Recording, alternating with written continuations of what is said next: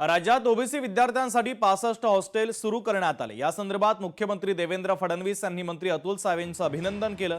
तसंच मुंबई शहर, उपनगर, ठाणे, रायगड मध्येही वसतिगृह सुरू करणार असल्याचं मुख्यमंत्र्यांनी विधानसभेत आश्वासन दिलेलं आहे। पहिल्यांदा तर मी राज्याचे जे ओबीसी विकास मंत्री आहेत अतुल सावे यांचं मनापासून अभिनंदन करेन की त्यांनी मागे लागून हे 65 हॉस्टेल सुरू केले।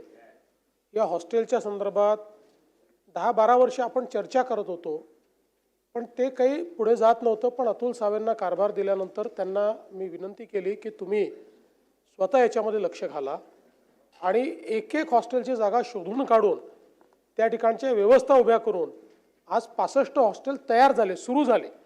आणि म्हणून मला असं वाटतं याचं क्रेडिट आपण त्यांना दिलं पाहिजे।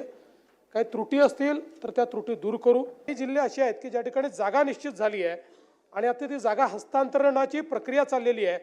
ते आहेत नागपूर, कोल्हापूर, सातारा, नाशिक, जळगाव, नंदुरबार, लातूर, नांदेड, हिंगोली, बीड, परभणी, सिंधुदुर्ग, पालघर, छत्रपती संभाजीनगर आणि अहिल्यानगर। जागा न मिळालेले फक्त 4 जिल्हे आहेत।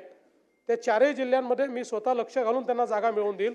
जे आपले MMR रिजन मधले आहेत, रायगड, ठाणे, मुंबई शहर आणि मुंबई उपनगर, त्यात मी स्वतः त्यांच्यासोबत बसून या 4ही जिल्ह्यात जागा मिळवून देऊ।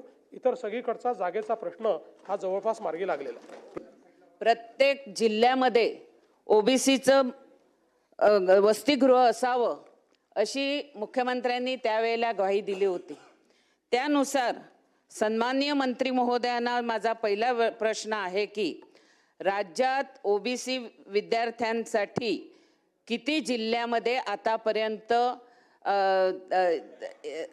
आतापर्यंत वसतिगृह उभारण्यात आलेली आहेत? एक मुलांसाठी आणि एक मुलींसाठी असं तयार केलेले आहेत। त्या 62 हॉस्टेलचं किरायाने भाड्याच्या तत्वावर सुरू केलेले आहेत आणि ते चालू आहेत। 2 वर्षापासून ऑलरेडी हे हॉस्टेल्स चालू आहेत।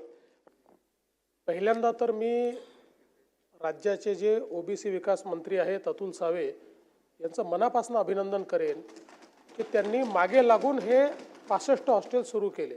जागा न मिळालेले फक्त 4 जिल्हे आहेत। त्या 4ही जिल्ह्यांमध्ये मी स्वतः लक्ष घालून त्यांना जागा मिळवून देईल।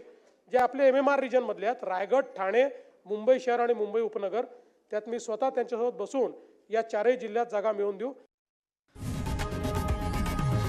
लोकशाही मराठी ऐका, पहा, जागरूक रहा।